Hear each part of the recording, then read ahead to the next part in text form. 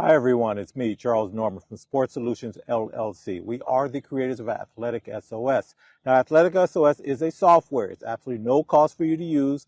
My company created it. And basically what it does is if your kid is trying to get an athletic scholarship, we will take your kid's academic information, the sport they play, the level they can participate at the collegiate level, and we'll show them a list of the schools they qualify to academically attend anyway, but also offer scholarships for their sport. Except for the NCAA Division III, we do show those schools, but they do not give you athletic scholarships, but they do give you money to go to those schools. And we also have junior colleges in that software. So what I wanted to talk about today, I've taken a little bit of grief here from you guys, from the parents. Seems a couple of videos ago, I talked about the parents and you got to do what you got to do. It's your kid. There's no whining, all that kind of stuff. I wasn't coming at you guys, but I am kind of thinking about this a little bit because one of the things the parents are constantly saying is these kids are soft nowadays. Everybody wants a participation trophy. And so I was telling you guys that you have to go the extra mile for your kid if you want them to have a successful youth sports career. And then you guys, not all of you, but some of you turned around and let me know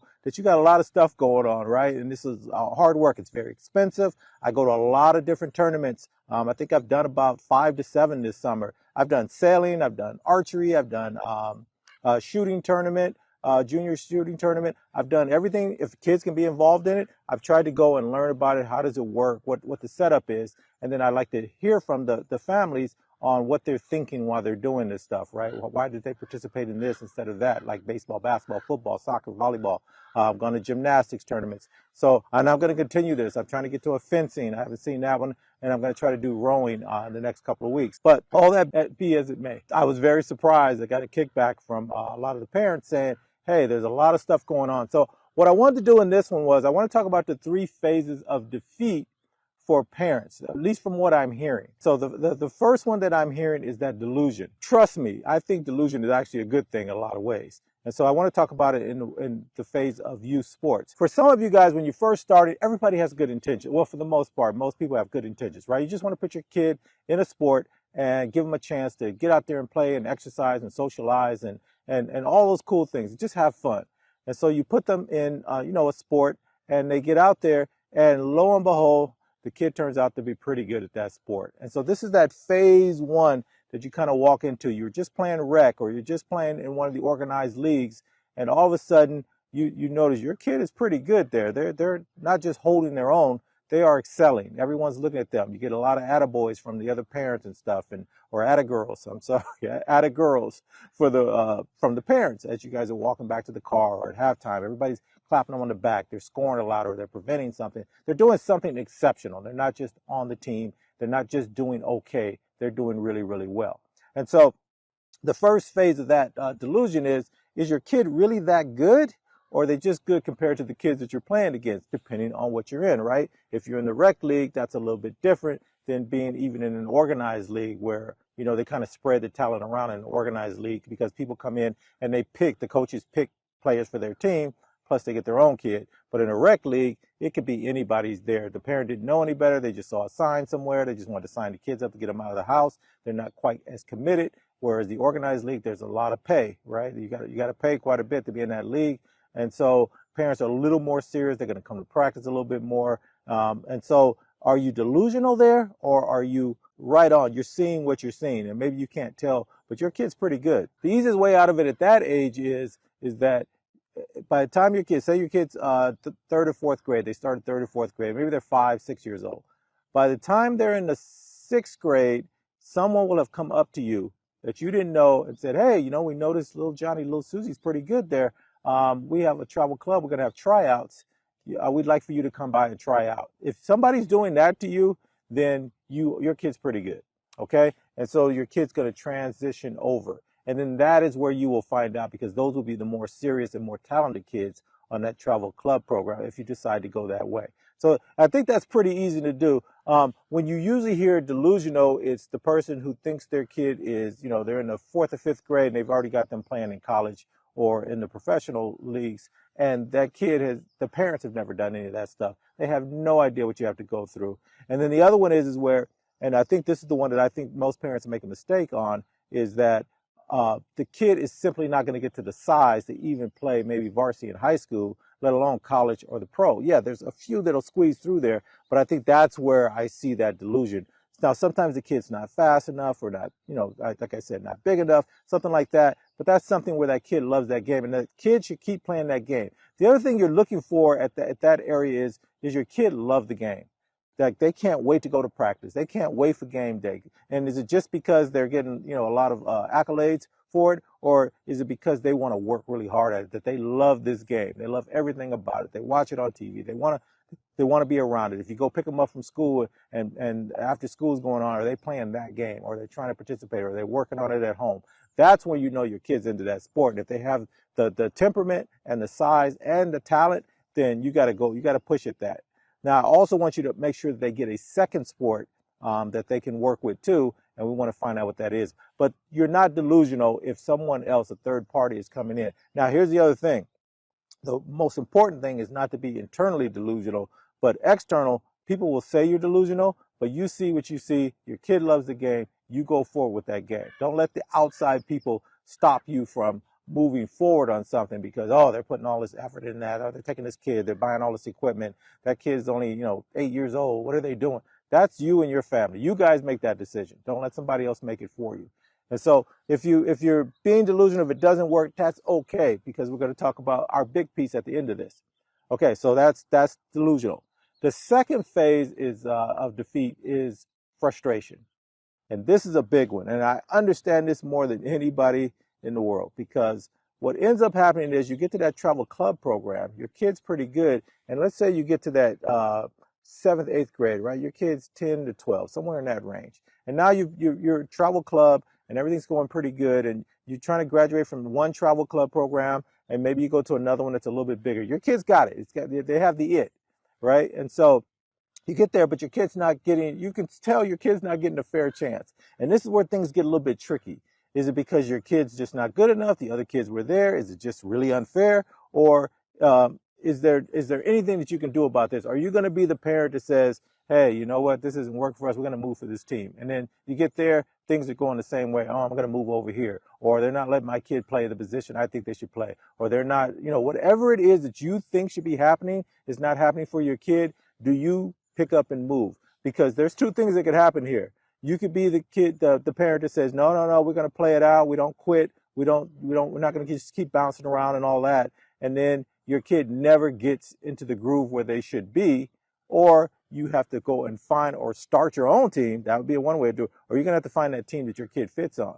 Whichever way it goes, you're going to be, the parent is going to be frustrated. You're going to get frustrated. And this is interesting because I went through this with my daughter a little bit. Now, I wasn't there. I was kind of helping my son out and coaching him on his teams. He didn't catch up until almost the 10th grade, 11th grade, where he really got together where he could understand how to play the game the best way. And he was just an awkwardly moving kid, right? He had these long limbs and everything. It didn't come together until later. My daughter, right out the bat. But my daughter, because she was on a really top-notch travel team, all the way from, I would say she was 5th, 6th grade, she got pulled over to this travel club team, and they had her down low because the coach was a great coach. His daughters, he had 3 daughters, and all of his daughters were more guards, right? And my daughter she was tall for her age, but she wasn't going to be tall. And so they had her down at the forward center. She was playing basketball. And so it was a thing where I would go to a few games. I go, why is she playing down there? But she was so young, I didn't make a big deal out of it. And it was interesting because my daughter was really good. I had her get some tennis lessons. She was really good at tennis. She played softball for a little while. She was good at softball. She played volleyball. I took her out of that. I didn't think she was going to be that tall. So I said, well, hey, we can't do all of these things because volleyball, softball, we're asking for these huge commitments. Tennis, we kind of could get away with a little bit because we were paying for lessons. And so she would go, and she even went to a couple of tournaments. And my daughter was really good, but the commitment there was it had to be the only thing that you do. And so we did that more of just giving her something to do that was solo, that if she was going to get frustrated, she could get frustrated on her own. But my long story short here, it ended up my daughter playing down low like that. My daughter's really a competitive player. And so she would fight for that ball. She would position herself right. She would get in there and she would scramble and she would come up with that ball against much, much bigger girls. But at that young age, those bigger girls weren't as agile, right, as you start getting older. She could not do that forever. But it ended up paying off for her later on when, I started coaching her in junior high because she was going to quit. This travel club team, by the way, went across the country. They beat everybody, every state in the U.S. They were really, really good. And so they played against the top-notch competition. By the time she got around to playing the guard position, she was tough. She could drive down, you couldn't trap her. She could fight her way through stuff. If they had her, she picked up her dribble, she could keep moving and keep her space and get her pass. All of that stuff came from something where she was out of position at one point, but it paid off.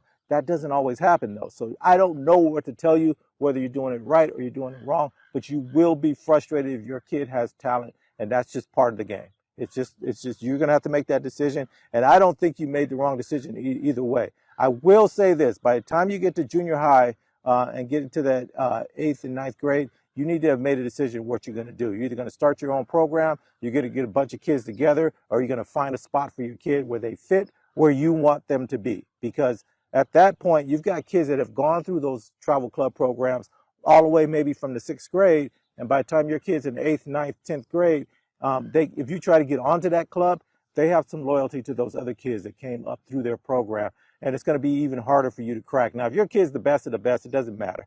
They will find a space for you.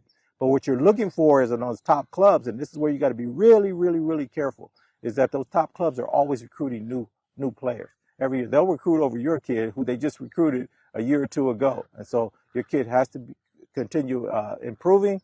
If that club team is really good, other parents want to come to your club team. And so it's highly competitive. So you got to be ready for that. And there's nothing wrong with that. But I will argue that if your kid is really good, playing against the top club teams on a team that maybe doesn't have as many talented players, but they do have talented players, is just as good. You just have to get on the court, on the field with them. Now, those players on the top club teams are going to get a built-in reputation from college coaches. Hey, this club team always churns out the best players. They're disciplined. The way they play the game is matches up to a lot of the colleges. But the interesting thing is, a lot of the top club teams will match their kids, and the top coaches and top clubs there, they will make their team play in a way with the teams in that region. So does that make sense? The way that they participate in the game, they will gear their way of doing towards that region, which could hurt you in other regions. So you want to make sure that they can play against anybody, that they go around to different areas of the country. If you're on a top club team, they should travel a lot. And you want to see how do we compete against these other places, because college coaches are looking at your kid from all over the United States, right? So you want to make sure that you not just play your regional type of sport. You want to see if you can play somewhere else. And then the other thing you might want to do at this point is to ease that frustration, get them on a team that doesn't fit your current style, the way you thought your kid played. One of the things we did with my daughter, she played with a very meticulous team, right? They're doing everything right. She's the point guard, but it fit her. And before, when she was playing travel club, they would press, get steals, and they would just everybody on there was so good, so quick, so really just could move that they would frustrate the other team. And so that's the other thing that you want to think about. And so the last one for us is the exhaustion. I told you I've been to quite a few events, and the price for parking, the price for entry, the price for just getting something to eat, and then you have to buy the uniforms, and then you got to pay to be on the team and the travel, and then if you go somewhere, you got to help chip in for the van, and you got to get rooms, and it is expensive. And you've probably been doing it since your kid was, 3rd or 4th grade, and now they're entering high school, and you're just exhausted. It's just a lot. And so it just feels like that you just have to get to that finish line. And so if your goal is, if you get your kid to varsity in high school, I think you've done a tremendous job if your kid is talented. And if they get to play on varsity at high school, then you've even gone a step further, because that is hard. Only so many kids can start. If your kid is starting and is a star on that high school team, you've done an exceptional job. Congratulations to you. But if your kid just makes a high school team, I mean, if it's just frost soft, if it's JV, and they never get to varsity, you still did a tremendous job. Only so many kids can get there, and that's what a lot of people don't get. Now, if you get them and they get a college scholarship, well, you did fine. And I don't care what level, by the way. If you go D1, high D1, blue chip, all that kind of stuff, cool. But if you go, I don't care what other level it is, that is exceptional. That is something you put on your resume and makes a big difference as they move towards life. And so, I always tell you guys my theory on this is that every single kid, there is a sport they can excel in and do at least start on varsity. I believe that to my core, and that is one of my tenets for you guys is to find that sport that your kid just excels at. And the thing you're looking for at that point is, does it feel natural? Does it feel free? Does your kid go out there and the way they move, who they are, the way they think, that sport is just kind of easy. It just fits who they are. If you can find that and they're good and it looks like they're physically going to be able to play that at a high level, that's the sport you want. If there's another sport that they love, let them do that too. And now you only have 2 sports to worry about. Okay, so that's for your kid. And that's those 3 areas, I think, that delusion, that frustration, and the exhaustion. How do you get past it? And exhaustion is the one we want to end on. And so this is important. What about you? You're the parent. You're going through all this stuff. And maybe one of you, you're a couple and one of the parents is doing the bulk of the work there, right? They're taking the kid to practice all the time. They're taking the kid to the games. I mean, maybe both parents go to the games. And so you feel like it's imbalanced. And this happens, and especially in marriage and stuff, it feels like there's always an imbalance. You guys, especially if you have multiple kids, oh my goodness. But it feels like there's an imbalance and that you're doing, a heavy load there. So what about you? What's your reward for all this? Yes, you're going to get the pleasure of everybody telling you how great your kid is. And you did absolutely nothing but have them and take them to practice. And they were already naturally good at it for the most part. But you get that. But what else can you get out of this? And this is where I think the fun part of youth sports is. Your kid, by playing sports, is getting access. They're going places, and it's kind of prepaid in a way where, because the school has, not the school, but the travel club program or whatever program you're in has already mapped out what you guys are going to be doing, say for the summer or for the rest of the year. And so you're going to these places. This is where you get to have fun. So if your kid does something wrong or they're doing something wrong, make sure you map out there. Remember we talked about mapping out so that you go do something while you're at that other area. If you're going someplace away to play in a game or something, go a day early, stay a day later, or break up and make sure that you guys bring some stuff with you so that you can go and see things that you might be interested in and take your kid there. And if your kid's done something wrong, and I used to do this with my kids, I say, okay, you guys, instead of putting them on punishment, you got to stay in your room. Hey, you got to go with me. And we would go to museums. And we would go to my wife. I go, hey, you want to do your picnic thing? Let's do it now since they're in trouble anyway. And they got to sit there with us. And so it shouldn't be a punishment to be with your parents, but when your kids get to a certain age, doing anything with you seems to be like pulling teeth. And so now you got to go hang out with us. But we're going to do something cool, and it almost feels like they're getting a treat out of it on the back end. And do some stuff that's unusual for yourself. Is there a museum? Do you like doing that kind of stuff? Is there something you want to see? You want to take them and do some things that, the greatest thing for teenagers is take them to something where they're uncomfortable a little bit, especially if you have your kid and one of their friends. If you're the parent that the friend gets in the car with and goes with, go, hey, okay, you guys, we just had this game. We're going to go get some lunch here. And take them to a nice little cool place to have lunch that somewhere outside of their norm, I guess is the best way to put it.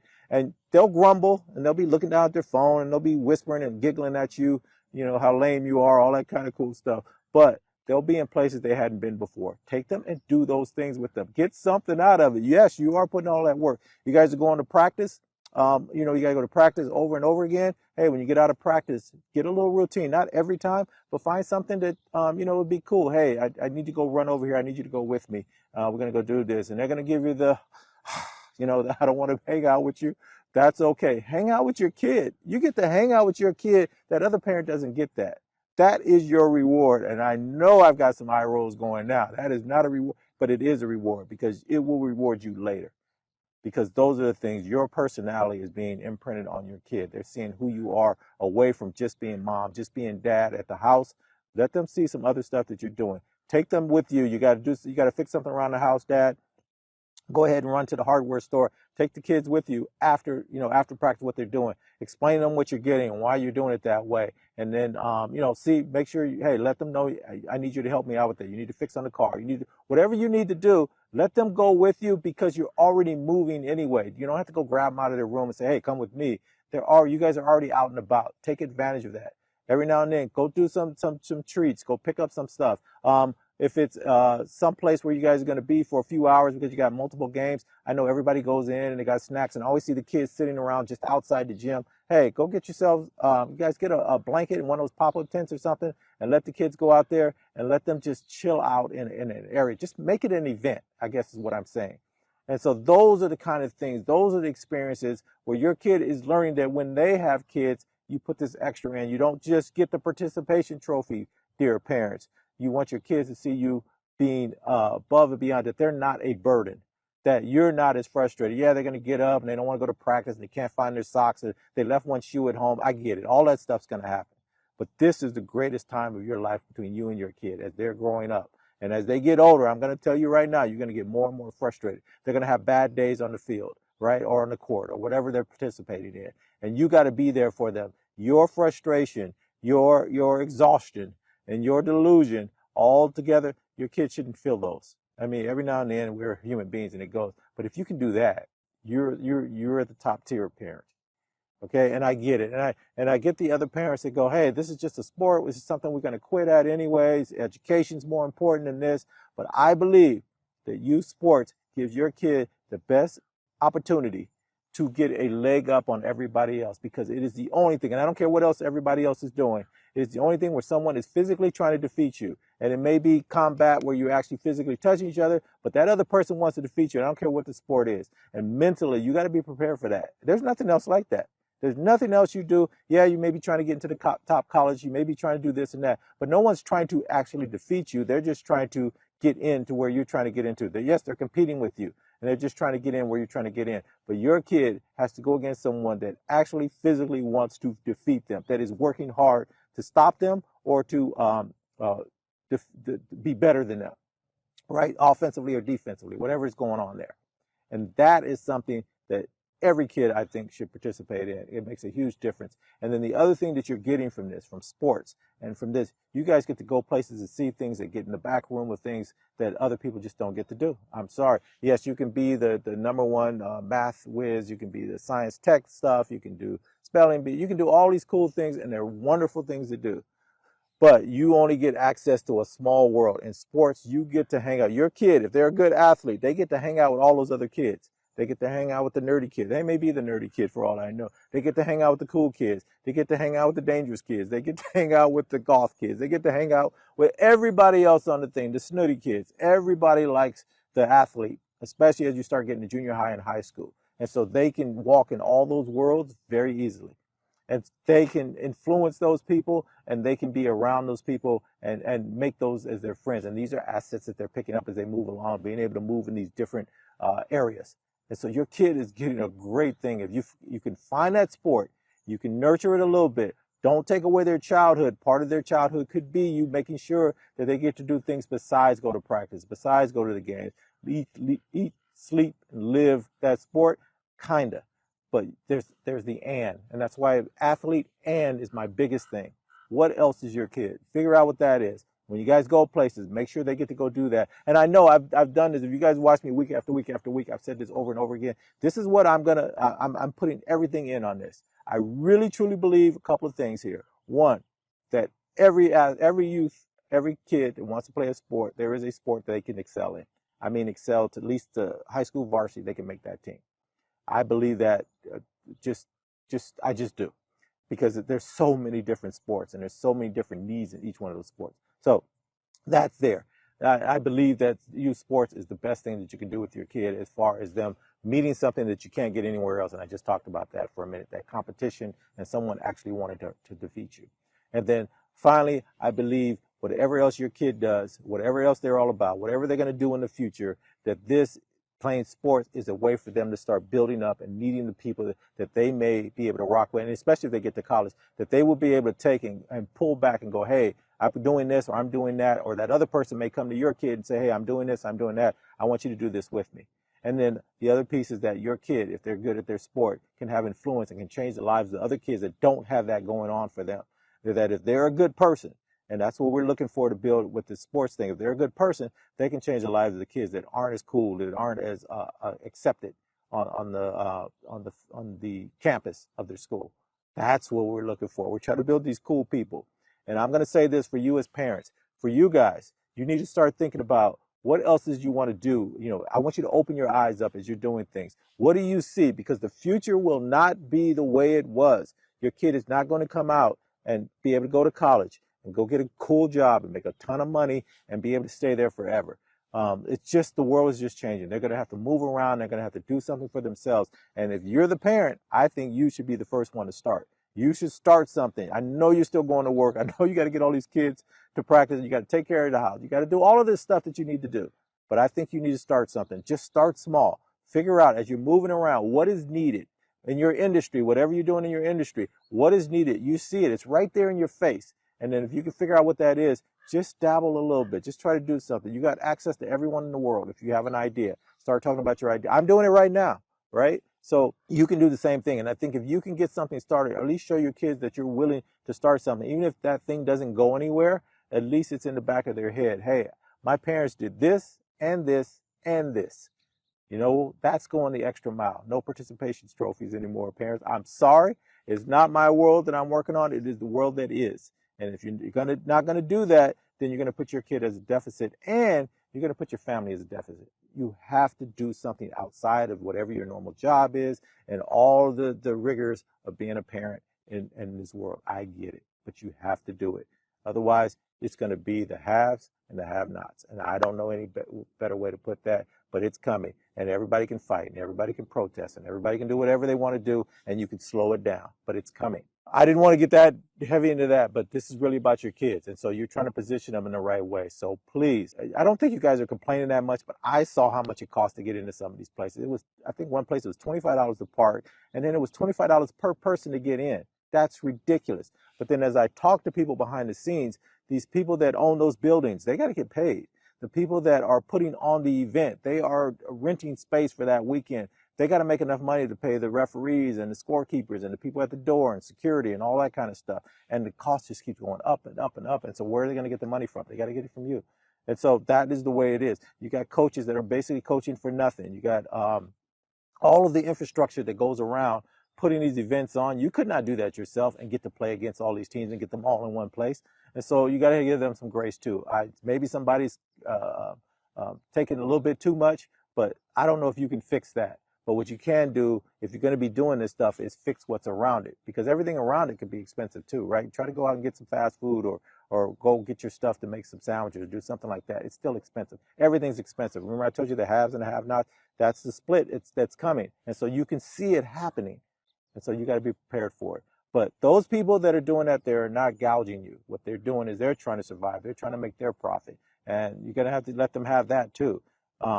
The only other thing I can think of as I'm saying all of this stuff is if you guys can get together and put a group of kids together where as parents you guys can find some coaches and stuff like that and bring your costs down that way, you can do that. But the other travel club programs that are out, they may have 4, 5, 6, 7, 8, 9 teams. And the only way that they're surviving is that some of those kids that don't have that much talent in that, but they want to keep playing, or subsidizing some of the other kids. They're letting the top group go travel while they stay local. And that's how they have to do it. And it's been that way for a long time, but I think that's what's going on there. So I don't know what to tell you guys about that. Go find a sport where your kid is on that top team, or you just wait your turn and your kid will get there to that top team. And in the meantime, you have to help subsidize them.